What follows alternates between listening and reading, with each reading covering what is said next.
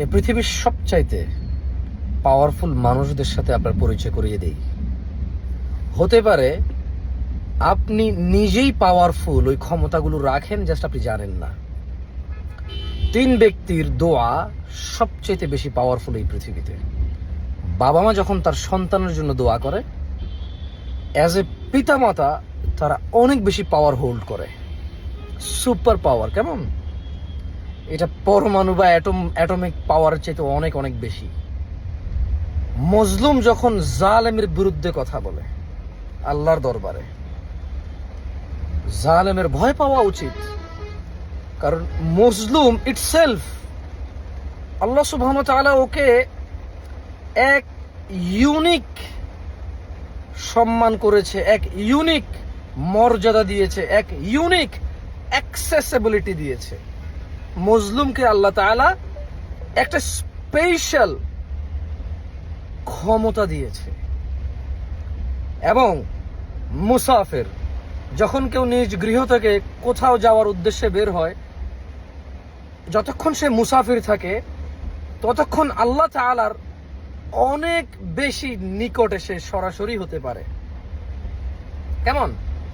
আমার কথাগুলো যদি আপনারা কথা বলার ভঙ্গিতে ভুল মনে হয়, আপনারা বুঝে নেবেন আমি ভুল কিছু বলছি না। আমি মূলত বুঝাতে চাচ্ছি, বাবা মা, মজলুম এবং মুসাফির এরা যখন দোয়া করে বা বদদোয়া করে, মধ্যখানে কিচ্ছু থাকে না, আর আল্লাহ তাদের দোয়া এবং বদদোয়া গ্রহণ করে। ওরা আল্লাহর কাছে যা চায় এটা ওদের পক্ষে অথবা কারো বিপক্ষে হালাল এবং সঠিক দাবি হলে, সঠিক চাহিদা হলে, ওরা যদি আল্লাহর কাছে কিছু চায় এটা আল্লাহ গ্রহণ করে। সুবহানাল্লাহ। এই জন্য আপনি যখন বাবা মা, আপনার সন্তানের জন্য আপনি আল্লাহর কাছে কল্যাণ কামনা করুন। আর আপনি যখন সন্তান, আপনার বাবা মাকে আপনি পরোয়া করুন। যদি ওনারা কোনোভাবে আপনার বিরুদ্ধে মুখ থেকে আল্লাহর কাছে বের করে, ইউ আর ফিনিশ, আপনি শেষ, কেউ রক্ষা করতে পারবে না, কিচ্ছু আপনার আর কাজে আসবে না। অ্যাজ এ ছেলে মেয়ে আপনি এটা ভয় করুন যে যদি কোন রকম আপনার আব্বা আম্মা মুখ থেকে আপনার বিরুদ্ধে কিছু বলে আল্লাহকে, এইটা আল্লাহ নিয়ে নেবে, গ্রহণ করবে। দুনিয়া আখিরাতে লাঞ্ছিত হবেন আপনি। আখিরাতে তো must, there is no doubt about it. দুনিয়াতে হয়তো আপনি লিঙ্ক করতে পারবেন না যে এই সমস্যাটা কেন হলো, এই বিপদটা কেন হলো, আপনি হয়তো ওটা লিঙ্ক করতে পারবেন না, কানেক্ট করতে পারবেন না। আপনার যেহেতু আসলে ওই উদাসীনতায় আপনি মগ্ন, আপনি যেহেতু মানে উদাসীন বাবা মায়ের ক্ষেত্রে। আর কারো উপরে জুলুম করা থেকে বিরত থাকতে হবে আমাদের, কারণ মজলুম ইজ ভেরি পাওয়ারফুল।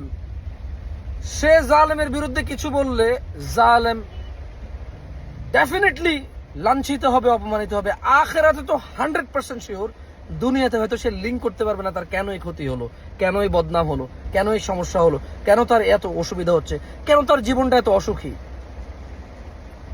এবং শেষ একটা কথা বলি, মুসাফির, আপনার কি লাগবে আল্লাহর কাছে বলেন?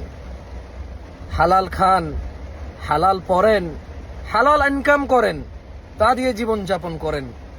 যদি অনেক বেশি ইনকাম হয় ওভাবে চলেন, যদি অল্প ইনকাম হয় এভাবে চলেন। কিন্তু ইনকাম যত খুশি হোক অথবা যত কম হোক, হালাল ইসলামের যে গণ্ডি আছে এর ভিতরে থেকে হবে, ইসলামের সীমা অতিক্রম করবে না, এর ভিতরে থাকুন।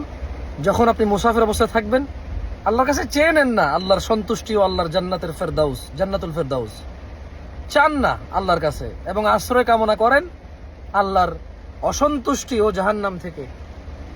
অ্যাজ এ মুসাফির আল্লাহ বলেছে আপনার থেকে আল্লাহ গ্রহণ করবে সরাসরি, মধ্যখানে কিচ্ছু কেউ থাকবে না, মধ্যখানে কিচ্ছু লাগবে না, আপনি বলবেন আল্লাহ গ্রহণ করবে। এই সুযোগগুলো নেওয়া উচিত। পিতামাতা হিসেবে সন্তানের কল্যাণকামী হওয়া উচিত। সন্তান হিসেবে পিতামাতার বদদোয়া লাগে এমন কাজ থেকে 1,00,000 কোটি মাইল দূরে থাকা উচিত, চেষ্টা করা উচিত। পিতামাতার জন্য নিজের সর্বস্ব হৃদয় দিয়ে, উদারতা, ভদ্রতা, নম্রতা, কোমলতা দিয়ে পিতামাতার সঙ্গে পেশ হওয়া উচিত। আর জুলুম থেকে বিরত হওয়া উচিত, কারণ মজলুম ইজ ভেরি পাওয়ারফুল।